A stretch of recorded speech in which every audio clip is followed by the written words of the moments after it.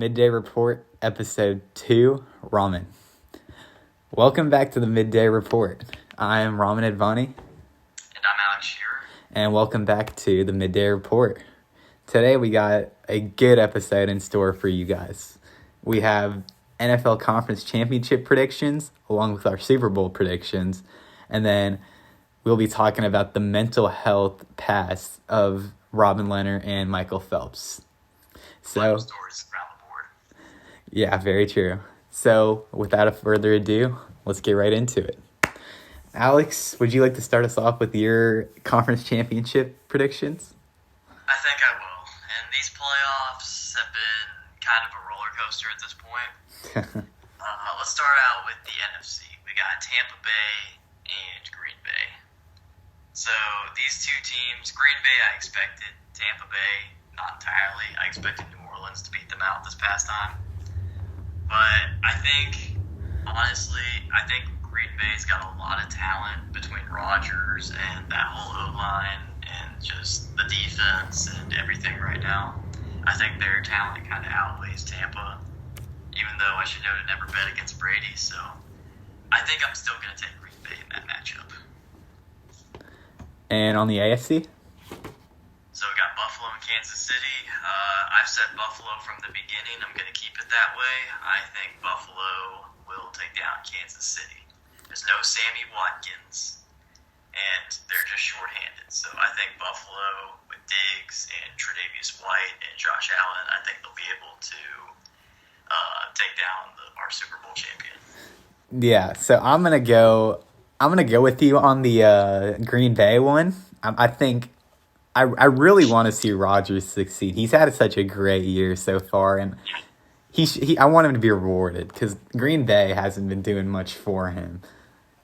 So I want to see him get something. But I disagree with you on the Buffalo one. I think Kansas City is going to go for their second in a row, and Mahomes is going to prove that he is the best quarterback of all time. Yeah, the Buffalo one was kind of close for me.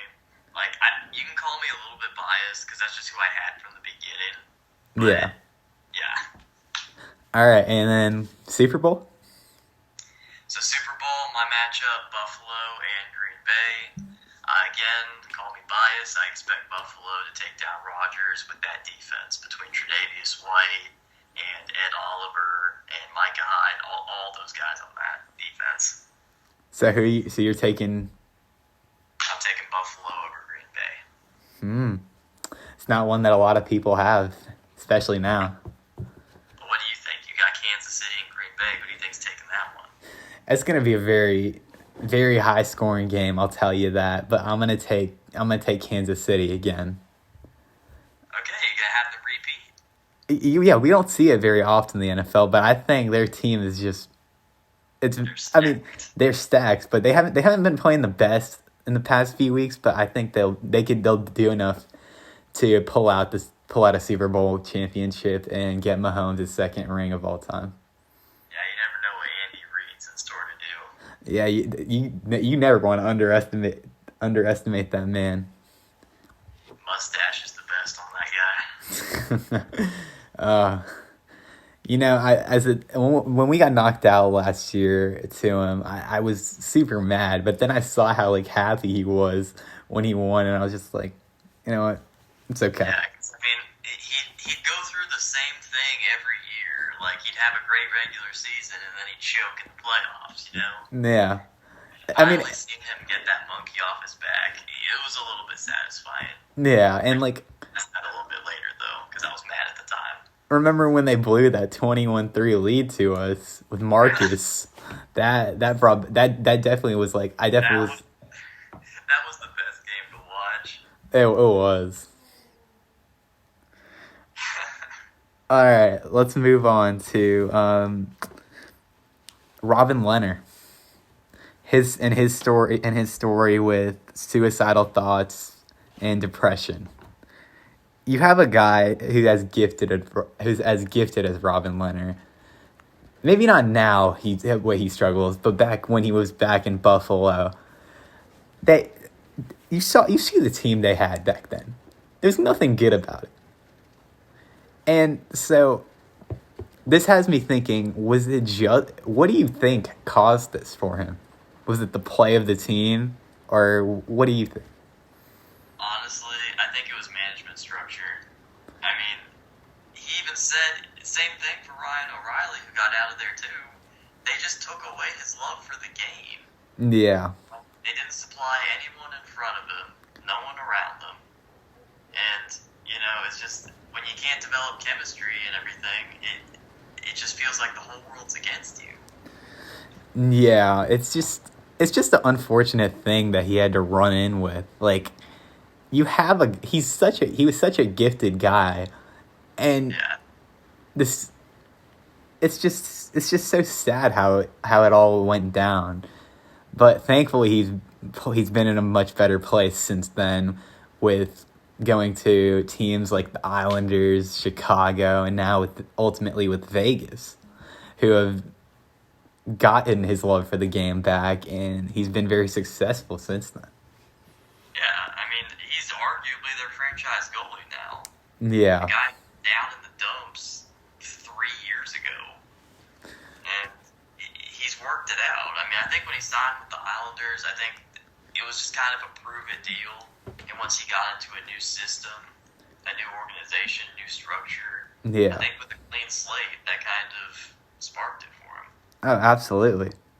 But the big thing with him was whether he would be able to rebound from that, because you see a lot of people lose their jobs because of this stuff, and they can't come back from it. And so I just found that to be such a great thing that he was able to stride back from it. And yeah. Yeah, just let that inspire everybody, that you can come back if you have enough persistence, if you're just in the right place at the right time. Yeah, it's such an inspiring story, because it's just not often that you're able to see someone go down that low and then ultimately shoot back up to such a high level of whatever they are doing. Exactly. All right, so now we're going to be moving on to another athlete who has struggled with suicidal thoughts and depression.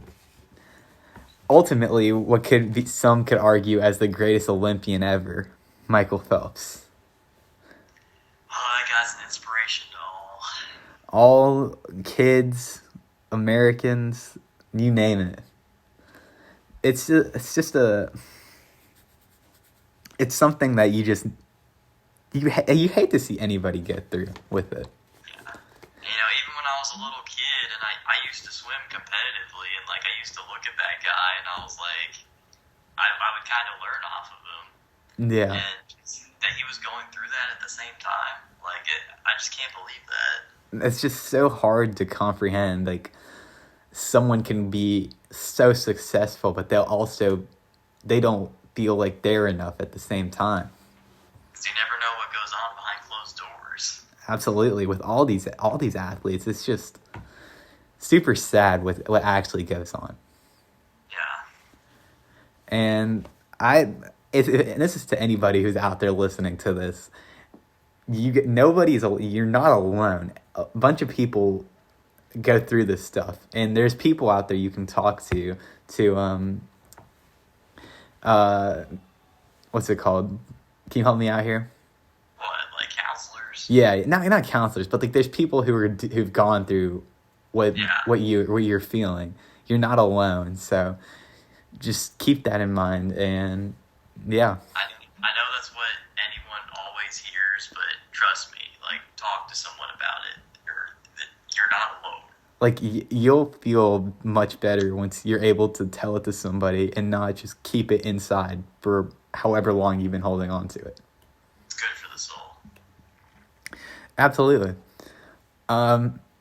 So we have a couple viewer questions, and I was wondering if Alex, you want to take this one first. One of our questions comes in, and it says, with the way the Titans ended their season, what moves should be necessary in our offseason to ensure that we take the step forward and this doesn't happen again? Well, the pass rush needs a big adjustment. Oh, that's for sure.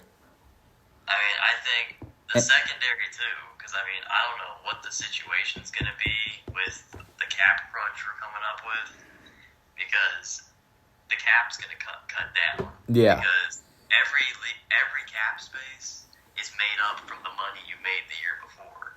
Yeah. And less fans, and with just all that stuff, we're going to be taking a hit. Any specific moves in mind? I think re-signing Jay Brown is a must. Oh, I feel like that's a for sure. He's a cornerstone of that D. So. Yeah, I think it wasn't the same when he went out. So. Oh no, not at all. I'd say definitely bring him back. For how much? I don't know. I don't know how much he could demand. I'd say you could probably get him for around like $5 million. If we could get him on a bargain, I'd love that. I mean, he's still got a lot to prove. So. He's done a lot. He was like what, a 5th round pick? Yeah. How old is he right now? Like 25?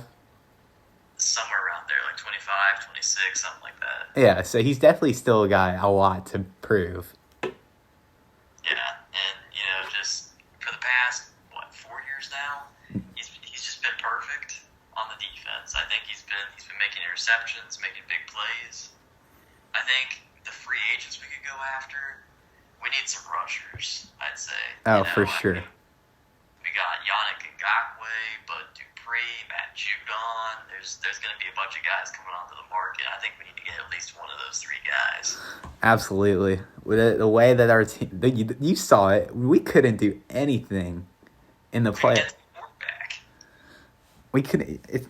And I think, what were we, like 29th in the league in sacks or something? TJ Watt had more sacks than our entire team. Just let that sink in for a second. One player has more sacks than your entire team. Think about that. It's a must to improve. I think either the draft. Well, I mean, if you get someone in the draft, you have to develop them. I'd say sign somebody. Yeah. I don't know what the deal's going to be with Clowney. If we bring him back, I wouldn't. Well, I wouldn't bring him back for any more than $3 million. That says a lot. Yeah. But what about on the offensive side of the ball? You think what moves should be made over there? I don't think Corey's our guy. No. I think get him out. AJ, we need to get AJ some help. Humphreys, we're gonna have to cut him because I mean he's not been the guy that we wanted, that we signed him for that $9 million a year cap hit. Yeah. So I'd say get 2 receivers. We got a few coming onto the market. I think Kenny Galladay might demand too much. But if we could get like him or Allen Robinson or anyone, any Stills, I'd push for that. I really hope Allen Robinson doesn't stick in Chicago because I feel like that's such a waste to his talent. These are his prime years, and he's going to be wasting them in Chicago. Like, imagine what he could have done if he had a real quarterback. He still put up 1,000-yard seasons. With Trubisky and Bowles. Yeah. It's just insane what players can do. I think we need to improve our line, too. Because Isaiah Wilson, I don't even want to talk about that guy. Oh, my God. Think about, dude, if we picked someone that could have been more effective this year, think about what we could have beaten a team like Baltimore if we had a guy like. Think of who we could have had. We could have had Jonathan Taylor. We could have had Michael Pittman. We could have had Chase Claypool. We could have had any of those guys. Exactly. And that will do it for us today, folks. Thank you for tuning into the second episode, and stay tuned for episode 3 coming out soon. And until next time, I'm Alex. And I'm Robin. I'm just playing. I'm Ramen. And I'm Alex. And until next time, we'll see you later.